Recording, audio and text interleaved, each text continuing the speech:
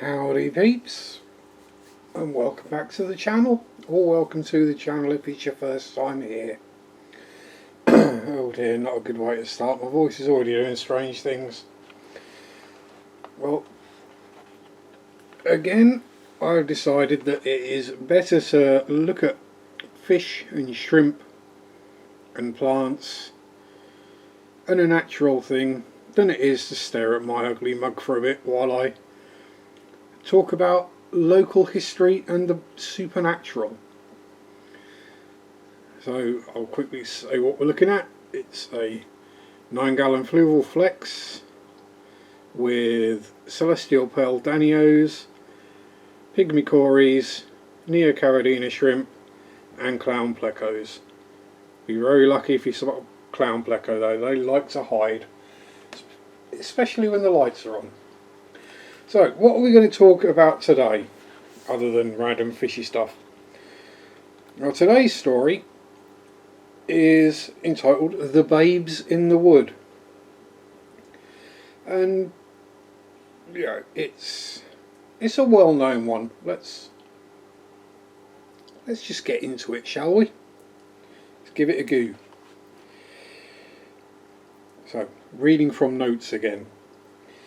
So, the most well-known story of the paranormal from Norfolk, aside from Black Shuck, is that of the Babes in the Wood. It's told to almost every child, not always in its true context, however, which is Wayland or Wailing Wood near Watton. It's another very old story.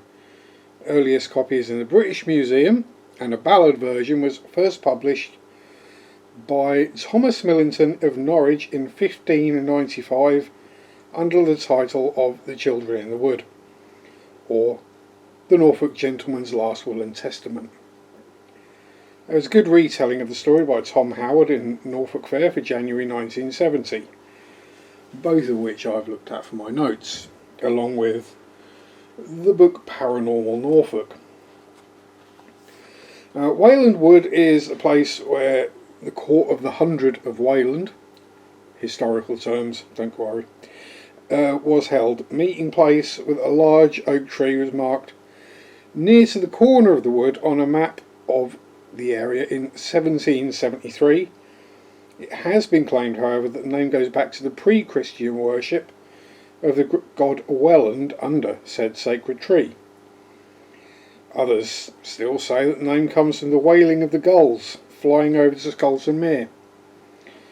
Yeah, there are gulls at Scolton Mere. I've fished there many a time in the past. For many people, the name Wayland or the Wailing Wood comes from its connection with the Babes in the Wood.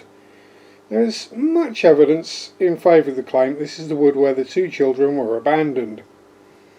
It was much bigger back in history and used to stretch towards Griston, Thompson, Merton and Stow Eden. The oak under which the helpless children lay down and died was pointed out for nearly 200 years until it was struck by lightning in August of 1879. Souvenir hunters came to collect bits, and even chips were sold for considerable sums. The stump was chained off and the people of the district still remember the spot. Now, the original ballad tells of a gentleman of good standing living in Norfolk. He was dying and his wife was also dying. They had two children, a boy not just past 3 and a little daughter named Jane. They left him to the care of their uncle, the man's brother. The boy was to inherit £300 a year when he came of age, and the girl would receive £200 in gold on her wedding day. If they passed before the coming of age, then the uncle would inherit. I think we can see what's going to happen here already. He promised to take care of them and apparently said, "Brother, God never prosper me or mine, nor all else that I do."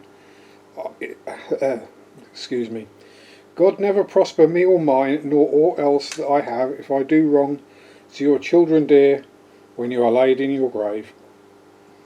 The uncle took the two children to live in his house.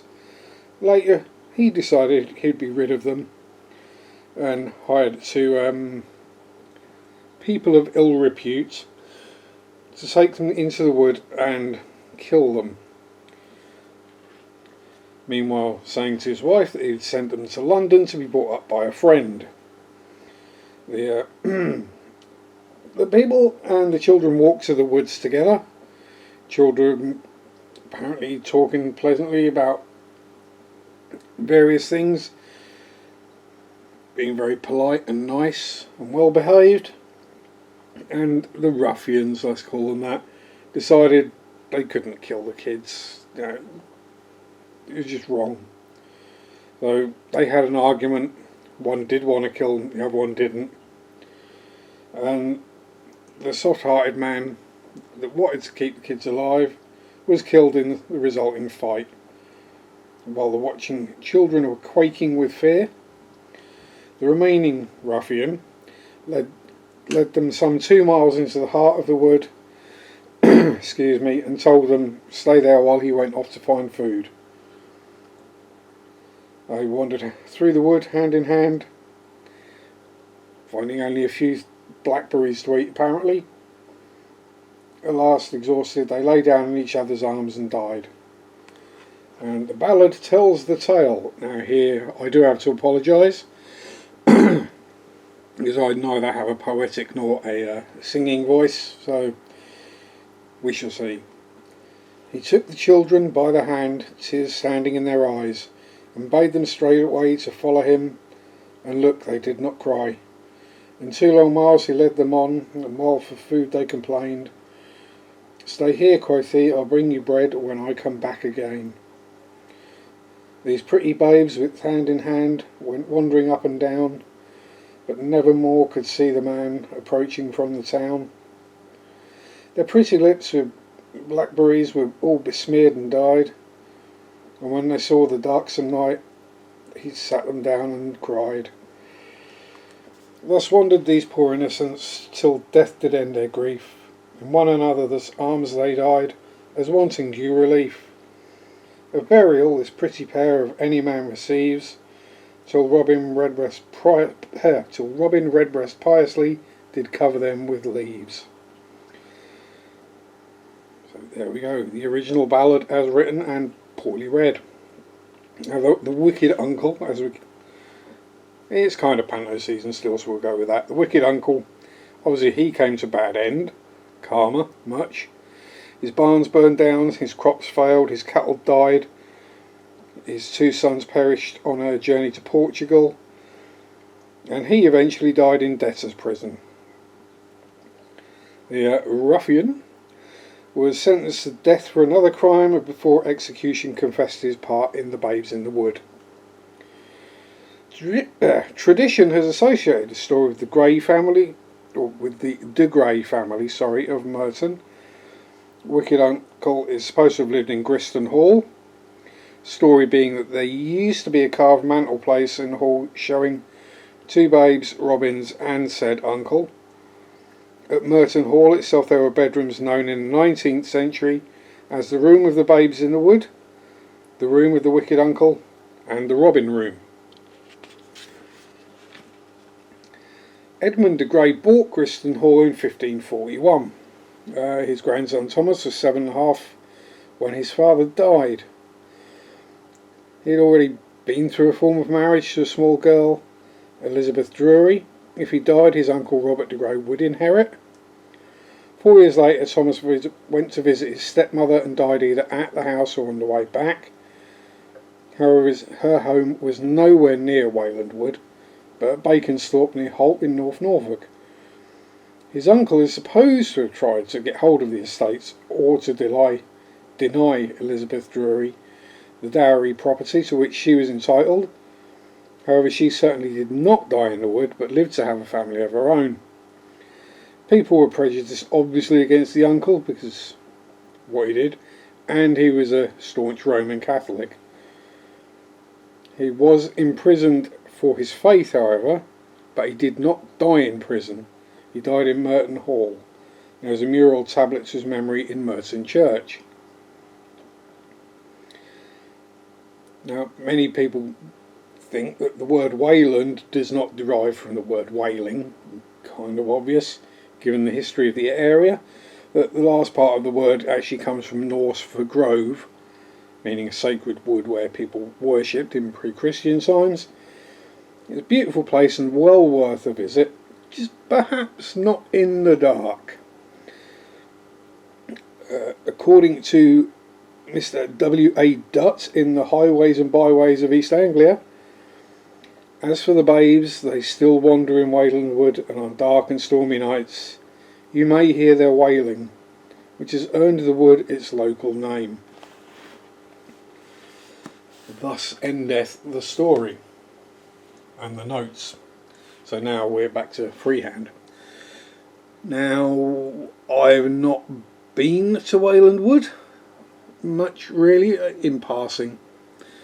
It does have that kind of feel, and there are many reports of strange occurrences. Local ghost hunters have been there and found their evidence. Make of that what you will.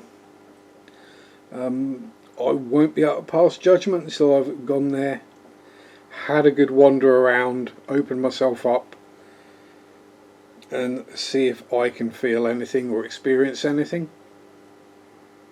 As I'll be going with Mary, whether she experiences anything. As we're talking about two young children, it's probably more likely they're going to connect with her, let's be honest. Now, being a mother and a former playgroup teacher. Anyway, hopefully that was at least partly interesting or entertaining, even if you just turn the sound down and watch the fish and the shrimp. The CPDs are out, I see right now, and I think the pygmy cories were around earlier, and the shrimp are just shrimping. But anyway, thank you very much for watching. If you've made it this far, congratulations. You can wake up now. Don't forget, I say this every video, and we kind of have to as YouTubers, as content creators or influencers. Don't forget to do the like, subscribe, share. Share it out on your social media, to friends if you think they might be interested in the history of Norfolk or the local history, or even just watching some pretty fishes and shrimps. Anyway, thank you very much. Enjoy your hobby. Don't get too scared of anything that goes bump in the night. Have fun. Peace out. Rock on. Bye bye. Ooh, ooh, ooh, ha, ha.